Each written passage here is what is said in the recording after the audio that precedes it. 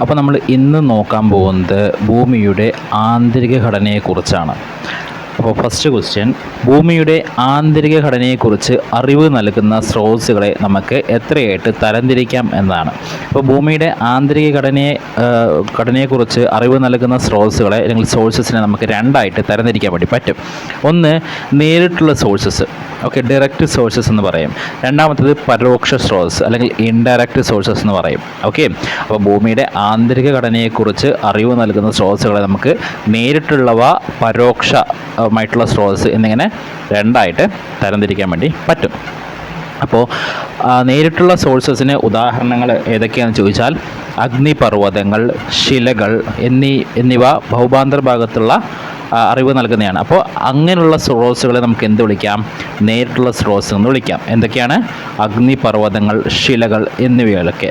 Okay, then ഭൂകമ്പ തരംഗങ്ങൾ, ഉൽക്കകൾ, ഭൂഗുരുത്വം അല്ലെങ്കിൽ ഭൂമിയുടെ കാന്തികത എന്നിവയൊക്കെ ഭൂമിയുടെ അകത്ത് വെച്ച് നടക്കുന്നതായതുകൊണ്ട് ഇതിനെ നമുക്ക് എന്ത് വിളിക്കാം? പരോക്ഷ സ്രോതസ് എന്ന് വിളിക്കാം. അപ്പോൾ ഭൂകമ്പ തരംഗങ്ങൾ, ഉൽക്കകൾ, ഭൂഗുരുത്വം അല്ലെങ്കിൽ ഭൂമിയുടെ കാന്തികത എന്നിവയൊക്കെ പരോക്ഷ സ്രോതസ്സുകൾക്ക്, ഇൻഡയറക്റ്റ് സോഴ്സ് ഓഫ് നോളജസിന് ഉദാഹരണമാണ്. ഓക്കെ, ആൻഡ് അത് കഴിഞ്ഞ് ഒരു വസ്തുവിന് ഏറ്റവും കൂടുതൽ ഭാരം അനുഭവപ്പെടുന്നത് ധ്രുവപ്രദേശങ്ങളിലാണ്. ഓക്കെ, ഒരു വസ്തുവിന് ഏറ്റവും കൂടുതൽ ഭാരം അനുഭവപ്പെടുന്നത് ധ്രുവപ്രദേശങ്ങളാണ്. അതേപോലെ തന്നെ ഒരു വസ്തുവിന് ഏറ്റവും കൂടുതൽ ഭൂഗുരുത്വം അനുഭവപ്പെടുന്നത് അതും ധ്രുവപ്രദേശങ്ങളാണ്. അപ്പോൾ ഒരു വസ്തുവിന് ഏറ്റവും കൂടുതൽ ഭാരം അനുഭവപ്പെടുന്നതും ഒരു വസ്തുവിന് ഏറ്റവും കൂടുതൽ ഭൂഗുരുത്വം അനുഭവപ്പെടുന്നതും ധ്രുവങ്ങളിലാണ്. ധ്രുവപ്രദേശങ്ങളിൽ നിന്ന് ഭൂമിയുടെ ഉള്ളിലേക്കുള്ള ദൂരം, അതായത് റേഡിയസ്, ഭൂമധ്യരേഖാ പ്രദേശത്തേക്കാൾ കുറവാണ്. ഓക്കെ, അതുകൊണ്ടാണ് ഒരു വസ്തുവിന് കൂടുതൽ ഭാരവും ഭൂഗുരുത്വവും ധ്രുവപ്രദേശങ്ങളിൽ ഒരു വസ്തുവിനും അനുഭവപ്പെടുന്നത്. ഭൂമധ്യരേഖാ പ്രദേശം അല്പം പുറത്തേക്ക് തള്ളിയായിട്ടാണ് ഇരിക്കുന്നത്. അതിനാലാണ് ഭൂമിയുടെ ഉള്ളിലേക്കുള്ള ദൂരം അല്ലെങ്കിൽ റേഡിയസ് ധ്രുവപ്രദേശങ്ങളിൽ ഭൂമധ്യരേഖാ പ്രദേശത്തെ അപേക്ഷിച്ച് കുറവായിട്ട് ഉള്ളത്. ആൻഡ് ഭൗമാന്തർ ഭാഗത്തേക്ക് പോകുന്തോറും ഊഷ്മാവ് വർദ്ധിക്കുന്നു. അതൊരു ശരിയായിട്ടുള്ളൊരു പ്രസ്താവനയാണ്. എന്താണ്? ഭൗമാന്തർ ഭാഗത്തേക്ക് പോകുന്തോറും ഊഷ്മാവ് വർദ്ധിക്കുന്നുണ്ട്. ഭൗമാന്തർ ഭാഗത്തേക്ക് പോകുമ്പോൾ ഊഷ്മാവ് വർദ്ധിക്കും, പക്ഷെ ഊഷ്മാവിൻ്റെ വർധന നിരക്ക് കുറയുകയാണ് ചെയ്യുന്നത് കേട്ടോ. അപ്പോൾ ഭൗമാന്തർ ഭാഗത്തേക്ക് പോകുമ്പോൾ ഊഷ്മാവ് വർദ്ധിക്കുന്നുണ്ട്, പക്ഷെ ഊഷ്മാവിൻ്റെ വർധന നിരക്ക് കുറയും. ഭൂമിയുടെ ഉപരിതലത്തിൽ നിന്ന് താഴേക്ക് ആദ്യ കുറച്ച് കിലോമീറ്റർ ഊഷ്മാവ് വർധനയുണ്ടാകുന്നത് പോലെ കൂടുതൽ ഉള്ളിലേക്ക് ആ വർധനവ് ഉണ്ടാകുന്നില്ല. അതുകൊണ്ടാണ് ഊഷ്മാവ് വർദ്ധിക്കുന്നുണ്ട്, പക്ഷെ ഊഷ്മാവിൻ്റെ വർധന നിരക്ക് വർദ്ധിക്കുന്നില്ല എന്ന് പറഞ്ഞത്. അതുപോലെ തന്നെ ഭൗമാന്തർ ഭാഗത്തേക്ക്, അത് ഭൂമിയുടെ അകത്തേക്ക് പോകുന്തോറും നമ്മുടെ മർദ്ദത്തിന് എന്ത് സംഭവിക്കും? മർദ്ദം കൂടുമോ കുറയുമോ എന്ന് ചോദിച്ചാൽ മർദ്ദം കൂടും. ഭൗമാന്തർ ഭാഗത്തേക്ക് പോകുന്തോറും മർദ്ദം കൂടുകയാണ് ചെയ്യുന്നത്. അതേപോലെ തന്നെ ഭൗമാന്തർ ഭാഗത്തേക്ക് പോകുന്തോറും ഊഷ്മാവിന് എന്ത് സംഭവിക്കും? ഊഷ്മാവും കൂടും. ഓക്കെ, ആൻഡ് ഭൗമാന്തർ ഭാഗത്തേക്ക് പോകുന്തോറും സാന്ദ്രതയും കൂടും. അപ്പോൾ നമ്മൾ ഓൾറെഡി പറഞ്ഞു, ഊഷ്മാവ് എന്ത് ചെയ്യുന്നു? കൂടുന്നുണ്ട്, പക്ഷെ വർധന നിരക്ക് കൂടുകയല്ല ചെയ്യുന്നത്. അതേപോലെ തന്നെ മർദ്ദവും സാന്ദ്രതയുടെയും കാര്യം പറയുകയാണെങ്കിൽ ഇവ മൂന്നും എന്ത് ചെയ്യും? കൂടുകയാണ് ചെയ്യുന്നത്. അപ്പോൾ ചുരുക്കി പറയുകയാണെങ്കിൽ ഭൗമാന്തർ ഭാഗത്തേക്ക് പോകുന്തോറും ഊഷ്മാവ്, മർദ്ദം, സാന്ദ്രത, ഓക്കെ, ടെമ്പറേച്ചർ, പ്രഷർ, ഡെൻസിറ്റി എന്നിവ കൂടുകയാണ് ചെയ്യുന്നത്. ഓക്കെ, ഇനി നമ്മൾ ഭൂമിയുടെ ആന്തരിക ഘടനയെ കുറിച്ച് പറയുകയാണെങ്കിൽ ആന്തരിക ഘടനയെ അല്ലെങ്കിൽ ഇന്റേണൽ സ്ട്രക്ചർ ഓഫ് എർത്തിനെ പ്രധാനമായിട്ടും മൂന്നായിട്ടാണ് തരംതിരിച്ചിരിക്കുന്നത്. ഏതൊക്കെയാണ്? ഭൂവൽക്കം അല്ലെങ്കിൽ ക്രസ്റ്റ് എന്ന് ഇംഗ്ലീഷിൽ പറയാം. രണ്ടാമത്തത്, അതിന് കുറച്ചകത്തുള്ളത് ബഹിരാവരണം അല്ലെങ്കിൽ മാൻറ്റിൽ. ഏറ്റവും അകത്തുള്ളതോ അകക്കാമ്പ്, കോർ. അപ്പോൾ ക്രസ്റ്റ്, മാൻറ്റിൽ, കോർ എന്നിവയാണ് ഭൂമിയുടെ ആന്തരിക ഘടനയെ നമ്മൾ തരംതിരിച്ചിരിക്കുന്നത്.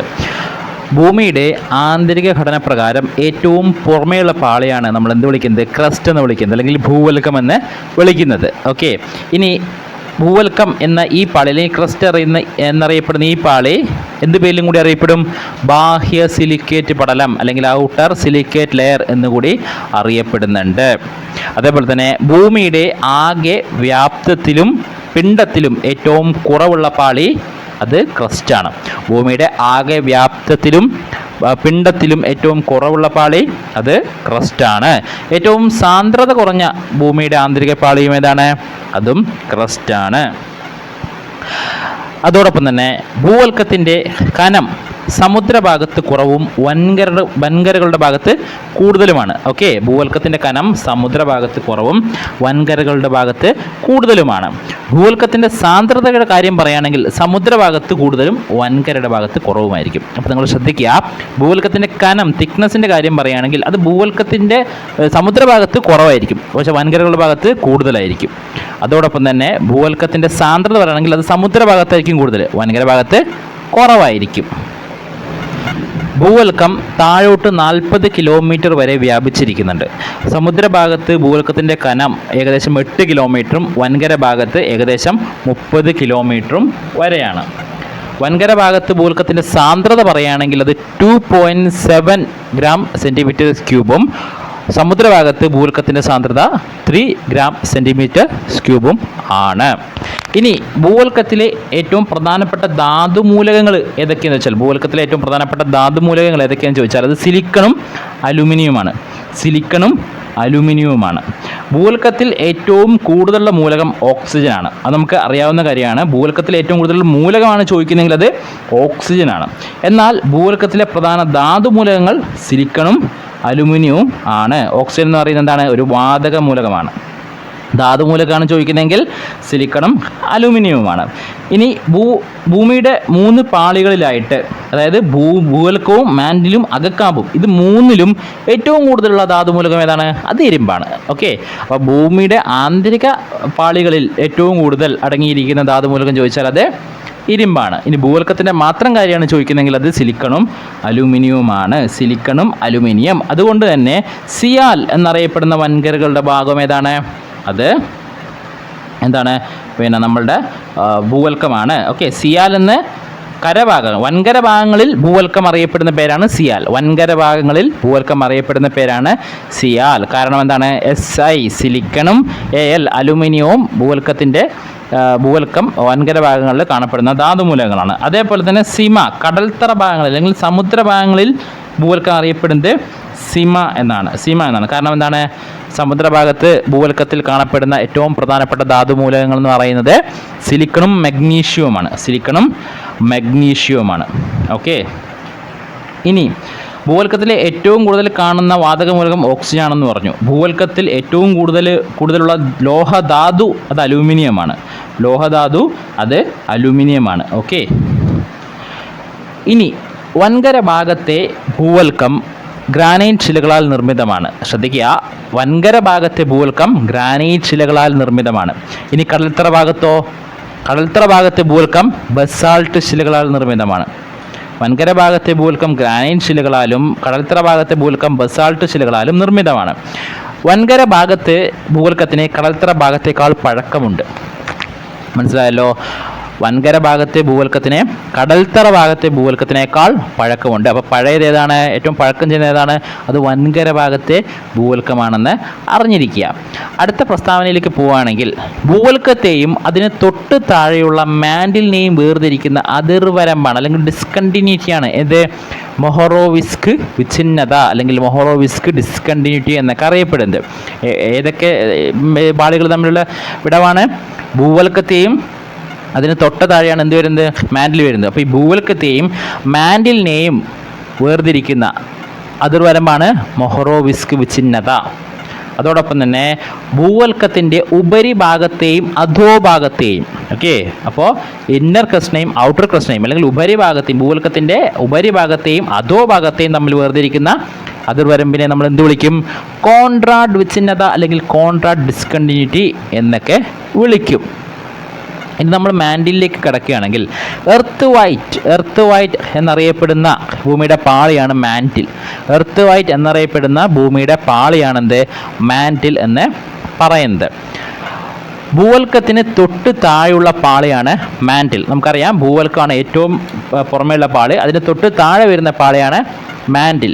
ഇതിൻ്റെ കനം ഭൂവൽക്കത്തിന് താഴോട്ട് 2900 കിലോമീറ്റർ വരെയാണ്. ഭൂവൽക്കത്തെ അപേക്ഷിച്ച് മാൻറ്റിലിന് എന്ത് കൂടുതലായിരിക്കും? സാന്ദ്രത കൂടുതലായിരിക്കും. ഓക്കെ, അതോടൊപ്പം തന്നെ ഭൂമിയുടെ ആന്തരിക പാളികളിൽ ഏറ്റവും കൂടുതൽ വ്യാപ്തവും പിണ്ഡവും ഉൾക്കൊള്ളുന്ന പാളി മാൻഡിലാണ്. ഭൂമിയുടെ ആകെ വ്യാപ്തത്തിൻ്റെ 84%, പിണ്ഡത്തിൻ്റെ 67% മാൻഡിലാണ്. ഇനി മാൻഡിലെ പ്രധാനപ്പെട്ട ധാതുമൂലകങ്ങൾ ഏതൊക്കെയാണെന്ന് ചോദിച്ചാൽ അത് സിലിക്കണും മഗ്നീഷ്യവുമാണ്. ഇനി മാൻഡിലിനെ തന്നെ നമുക്ക് ഉപരി മാൻഡിൽ, അധോ മാൻഡിൽ, അല്ലെങ്കിൽ അപ്പർ മാൻഡിൽ, ലോവർ മാൻഡിൽ എന്നിങ്ങനെ നമുക്ക് ക്ലാസിഫൈ ചെയ്യാൻ വേണ്ടി പറ്റും. അപ്പോൾ ഈ ഉപരി മാൻഡിലിനെയും അധോ മാൻഡിലിനെയും തമ്മിൽ വേർതിരിക്കുന്ന അതിർവരമാണ് അല്ലെങ്കിൽ വിച്ഛിന്നത ഏതെന്ന് ചോദിച്ചാൽ അത് റെപ്പറ്റീവ് ഡിസ്കണ്ടിന്യൂറ്റിയാണ്. റെപ്പറ്റീവ് വിച്ഛിന്നതയാണ്. ഇനി എന്താണ് ലിത്തോസ്ഫിയർ എന്ന് ചോദിച്ചാൽ ഭൂവൽക്കം ശിലകളാൽ നിർമ്മിതമാണ്. അത് ഖരാവസ്ഥയിലാണ് സ്ഥിതി ചെയ്യുന്നത്. ഭൂവൽക്കത്തിന് തൊട്ട് താഴെയുള്ള മാൻഡിലിൻ്റെ ഉപരിഭാഗവും ഖരാവസ്ഥയിലായിട്ടാണ് നിലകൊള്ളുന്നത്. ഭൂവൽക്കത്തെയും അതിന് തൊട്ട് താഴെയുള്ള മാൻഡിലിൻ്റെ ഖരാവസ്ഥയിലുള്ള ഭാഗത്തെയും ചേർത്ത് ശിലാമണ്ഡലം അല്ലെങ്കിൽ ലിത്തോസ്ഫിയർ എന്ന് വിളിക്കുന്നു. ഓക്കെ, അപ്പോൾ എന്താണ് ലിത്തോസ്ഫിയർ അല്ലെങ്കിൽ ശിലാമണ്ഡലം എന്ന് ചോദിച്ചാൽ ഭൂവൽക്കം ഖരാവസ്ഥയിലാണ് നിലകൊള്ളുന്നത്. അതേപോലെ തന്നെ മാൻഡിലിൻ്റെ അപ്പർ മാൻഡിൽ പോർഷനും ഖരാവസ്ഥയിലാണ് നിലകൊള്ളുന്നത്. അപ്പോൾ ഭൂവൽക്കവും അതിന് തൊട്ട് താഴെ ഖരാവസ്ഥയിൽ വരുന്ന അപ്പർ മാൻഡിൽ ആ ഭാഗത്തെയും ചേർത്താണ് ശിലാമണ്ഡലം അല്ലെങ്കിൽ ലിത്തോസ്ഫിയർ എന്ന് വിളിക്കുന്നത്. ഇനി എന്താണ് എസ്തനോസ്ഫിയർ? മാൻഡിലിൻ്റെ ഏറ്റവും ഉപരിഭാഗത്തുള്ളതും ഭൂവൽക്കത്തോട് ചേർന്ന് കിടക്കുന്നതുമായ ലിത്തോസ്ഫിയറിന് തൊട്ടു താഴെയുള്ള അപ്പർ മാൻഡിലിൻ്റെ ഭാഗമാണ് എസ്തനോസ്ഫിയർ. അഗ്നിപർവ്വതങ്ങൾ ഉണ്ടാകുമ്പോൾ ഭൂവൽക്കത്തിലേക്ക് പുറന്തള്ളപ്പെടുന്ന മാഗ്മ ഇവിടെയാണ് ഉണ്ടാവുന്നത്. മാൻഡിലിൻ്റെ ഏറ്റവും ദുർബലമായ ഭാഗവും ഏതാണ്? എസ്തനോസ്ഫിയർ ആണ്. ഇനി എന്താണ് മിസോസ്ഫിയർ? എസ്തനോസ്ഫിയറിനും അകക്കാമ്പിനും ഇടയ്ക്കുള്ള ഖരാവസ്ഥയിലുള്ള മാൻഡിലിൻ്റെ ഭാഗമാണ് മിസോസ്ഫിയർ. മാൻഡിലിനെയും അകക്കാമ്പിനെയും വേർതിരിക്കുന്ന അതിർവരമ്പിനെ വിളിക്കുന്ന പേര് ഗുട്ടൻബർഗ് വിച്ഛിന്നത എന്നാണ്. മാൻഡിലിനെയും അകക്കാമ്പ് ഇന്നർ കോറിനെയും വേർതിരിക്കുന്ന അതിർവരമ്പാണ് ഗുട്ടൻബർഗ് വിച്ഛിന്നത. അതേപോലെ തന്നെ ഭൂമിയുടെ ആന്തരിക പാളികളിൽ ഏറ്റവും ഉള്ളിലുള്ളത് അകക്കാമ്പാണ്. ഓക്കെ, ഭൂമിയുടെ ആന്തരിക പാളികളിൽ ഏറ്റവും ഇൻസൈഡ് ആയിട്ടുള്ളത് അകക്കാമ്പാണ്, ഇന്നർ കോറാണ്. ഭൂമിയുടെ ആന്തരിക പാളികളിൽ ഏറ്റവും സാന്ദ്രതയുള്ളത് ഏതാണ്? അകക്കാമ്പിന് തന്നെയാണ്. ഭൂമിയുടെ ആന്തരിക പാളികളിൽ ഏറ്റവും ഊഷ്മാവുള്ളതും അകക്കാമ്പിന് തന്നെയാണ്. ഇനി അകക്കാമ്പ് അറിയപ്പെടുന്ന വേറൊരു പേരാണ് ബാരിസ്ഫിയർ. ഓക്കെ, ബാരിസ്ഫിയർ എന്നറിയപ്പെടുന്ന ഭൂമിയുടെ ആന്തരിക പാളി ഏതെന്ന് ചോദിച്ചാൽ അത് അകക്കാമ്പാണ്. അകക്കാമ്പിലെ പ്രധാന ധാതുമൂലകങ്ങൾ നിക്കലും ഇരുമ്പുമാണ്. ഇനി അകക്കാമ്പിനെ തന്നെ ബാഹ്യ അകക്കാമ്പ്, ആന്തരിക അകക്കാമ്പ്, ഔട്ടർ കോർ, ഇന്നർ കോർ എന്നിങ്ങനെ രണ്ടായിട്ട് തരംതിരിക്കാൻ വേണ്ടി പറ്റും. അപ്പോൾ ബാഹ്യ അകക്കാമ്പിനെയും ആന്തരിക അകക്കാമ്പിനെയും വേർതിരിക്കുന്ന വിച്ഛിന്നതയാണ് അല്ലെങ്കിൽ അതിർവരമ്പാണ് ലേമാൻ വിച്ഛിന്നത.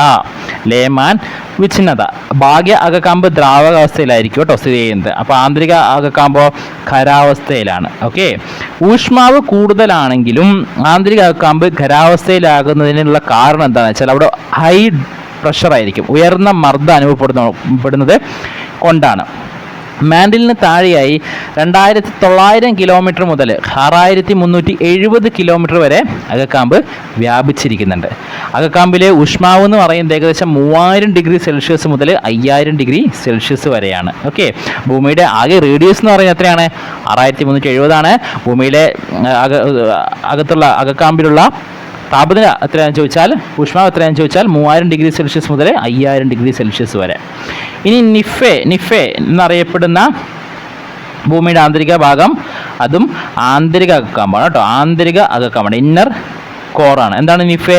NI എന്ന് വെച്ചാൽ നിക്കലും ഇരുമ്പുമാണ് അകക്കാമ്പിലെ പ്രധാനപ്പെട്ട ധാതുമൂലകങ്ങൾ എന്ന് നമ്മൾ ഓൾറെഡി പറഞ്ഞു കഴിഞ്ഞു. അപ്പോൾ നിക്കലും ഇരുമ്പും ചേർന്നാണ് നിഫെ എന്ന പേര് വന്നത്. അപ്പോൾ നിഫെ എന്നറിയപ്പെടുന്ന ഭൂമിയുടെ ആന്തരിക പാളി ആന്തരിക അകക്കാമ്പാണ്. ഓക്കെ, ഇനി ഭൂമിയുടെ കാന്തിക ശക്തിക്ക് കാരണമാകുന്ന ആന്തരിക പാളിയും ഏതാണ്? അകക്കാമ്പാണ്. ഭൂമിയുടെ കാന്തിക ശക്തിക്കും കാരണമാകുന്ന ആന്തരിക പാളി അകക്കാമ്പാണ്.